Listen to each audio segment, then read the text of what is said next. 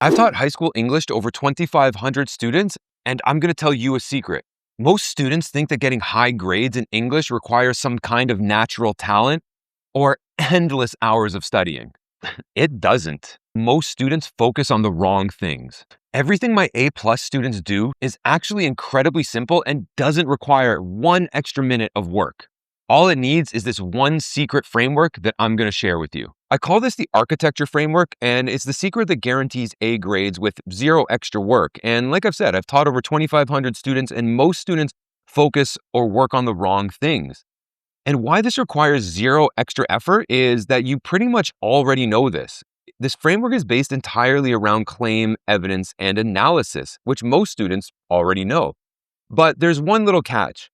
Most students use claim evidence analysis simply as a checklist, and that's why you're always getting C's and B's. So what I'm going to tell you in this video is actually 5 small secrets, plus one bonus one, that only A+ students know, and it turns the architecture framework into guaranteed A's.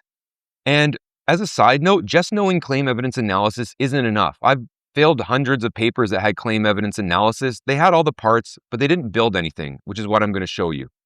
So the first thing you need to know is really all about claims, which in the architecture framework, I call the destination. Claims, or this destination, really just answer the question, well, what do I think? And you can imagine it like this. Imagine this is our claim right here. This is our destination, where we want to go to. And the problem with claims is that most students think a claim is just simply their opinion, and they get mad when they get bad grades. It's what I think. How can you give me a wrong or a bad grade? And this is actually our first secret. When you're using claims, they must be both defensible and debatable. What I mean by that is, let me give you an example from the Hunger Games, which I'm sure almost every student knows about. So this is firstly the defensible test, is can you prove it? And for example, you have Katniss shows bravery when she enters the Hunger Games in Prim's place. That's a defensible thesis. Obviously, she shows a lot of bravery. But most students fail the second part, which is debatable. And this is where the problem is.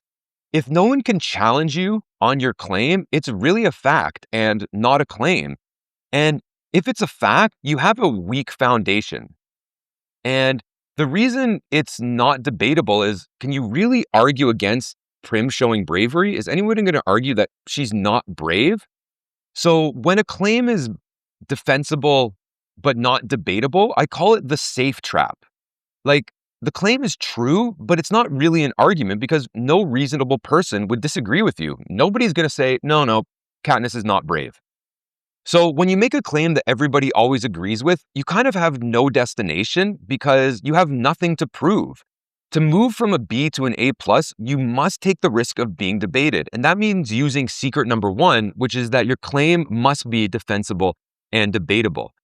And actually, this leads us into secret number 2 of using this architecture framework, which is in your claims, use precise nouns and verbs. The more precise you can be, the better.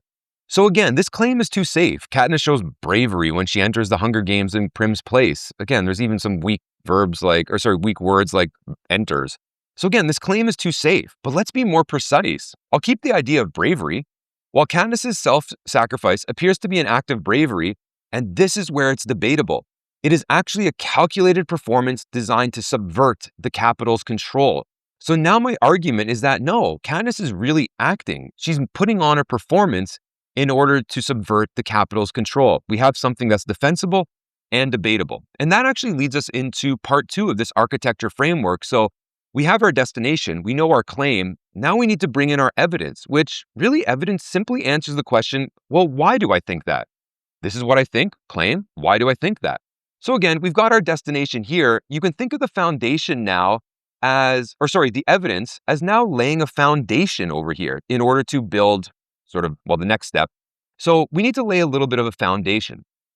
So the evidence is really the ground you stand on. And that's why in this architecture framework, I call it the foundation. And the problem is that most students pick weak evidence. They usually play the game of first evidence, best evidence. Whatever they can find easily is what they go with. But again, it leads to a bad argument. You need strong foundations. And again, students are like, but I gave a quote. But there's a difference between a good quote and a bad quote, a strong foundation and a weak one. And this actually leads us to secret number 3. Evidence must be more than just true. Evidence must be strong. So what makes evidence strong? And when I say here, it's not just true, it should be quote unquote load bearing. Again, a strong foundation. Most quotes look nice, but they don't do any work. A load bearing quote is strong enough to hold the weight of your entire argument, both your evidence, your claim, and your analysis. And if you want some examples of this, the evidence could could have something like a literary device, like a metaphor, imagery, or symbolism. It could have some subtext. Maybe the character says one thing, but it's actually thinking something else. It's usually complex, that there's more than one way to read it, or there's some conflict. Are there two forces at play, maybe internal or external? Or maybe the quote is a real pivot. Does this mark a change in a character or the plot? There are many other ways that a piece of evidence could be strong as a foundation, but these are just a few examples. So again, let's go back to our weak claim. Our quote could be like, I volunteer as tribute, because we said Katniss shows bravery, and she's like, I volunteer as tribute. Again, she volunteers as tribute. There's nothing to that. Just like the weak claim, the evidence is weak. It proves she's brave, but there's nothing to analyze. It's too simple. That's what your teacher is thinking. And your teacher is simply thinking, well, that's a B. Now, let's take a look at one. We mentioned the other evidence that, no, this is actually acting in Katniss's part in order to put on a performance. And look at this quote. I aim for the apple in the pig's mouth. I see the game maker's jaws drop. This is strong because it has a symbol. The apple represents luxury, has sort of an audience, the game makers, and a specific reaction, their surprise. Now your teacher's thinking, wow, this quote is really strong. So again, we have that precise destination or precise claim. While Katniss's self-sacrifice appears to be an act of bravery, it is actually a calculated performance designed to subvert the Capitol's control. And we can find some really strong evidence to support this. Here's a couple examples. We could think of the moment in the book when Katniss and Peeta refuse to kill each other and prepare to eat the Nightlock. This could be a very strong quote because it isn't just an act of love. It's, again, a calculated performance for the camera. Katniss knows the Capitol needs a victor for their show to work, and by threatening a double suicide, she holds the Capitol's own ratings hostage. Again, she's subverting their rules by using their own cameras against them. We're building something there. And actually, here's a bonus secret. Never let a quote float. It must be anchored to who, when, and why before the quotation marks hit. So for example, a bad quote is sometimes people just put a quote in there, I aim for the apple. But this is better.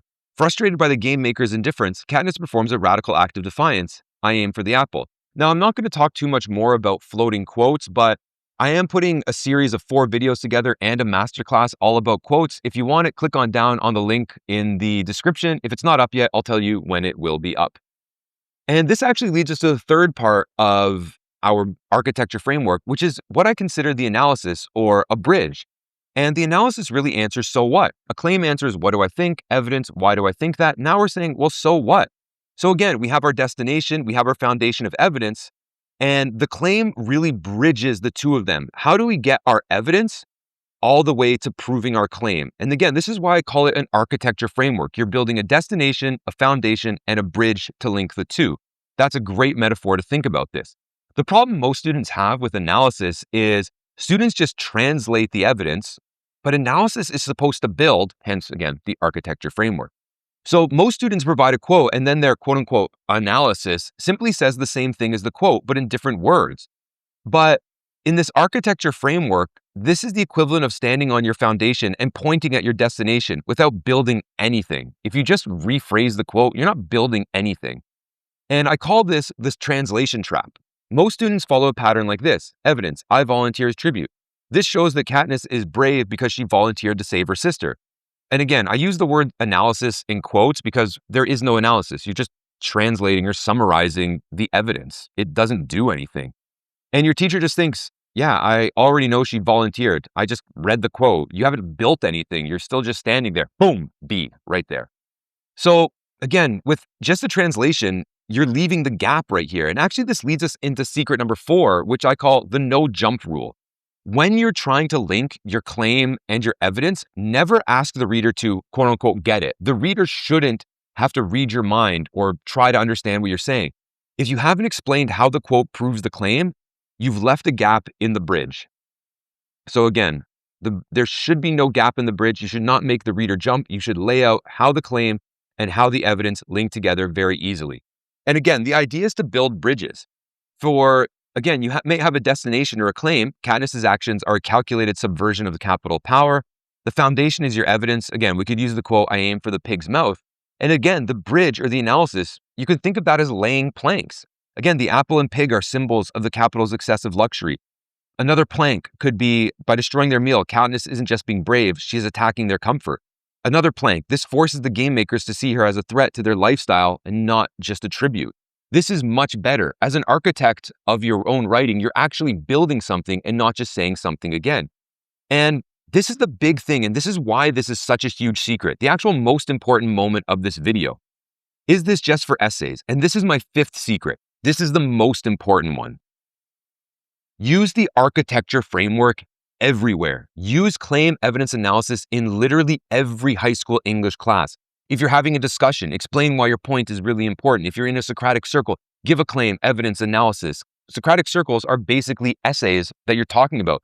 If you have a test or a quiz, short answer, claim evidence analysis, claim evidence analysis. Use that architecture framework to have a destination, have a strong foundation, and build that bridge. In group work, talk about it, write it down on chart paper, informal discussions, teacher feedback, claim evidence analysis. Literally use this everywhere.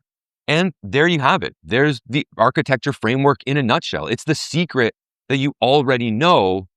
But if you apply this framework of these 5 secrets of not just using claim evidence analysis as a checklist, but actually as something you're building, a strong architecture framework, I guarantee you, you're going to have A+ in literally everything in high school English. But you're probably thinking one thing, and you're probably left with one more problem. How do I go really deep into that analysis here? It's the trickiest part of any essay, any test, any quiz, any discussion. Well, good thing I have you covered. If you click on this video here, I show you many different ways for you to go really in depth with your analysis to give you lots of options to write, read, and think clearly. So take care. I'll see you in the next one.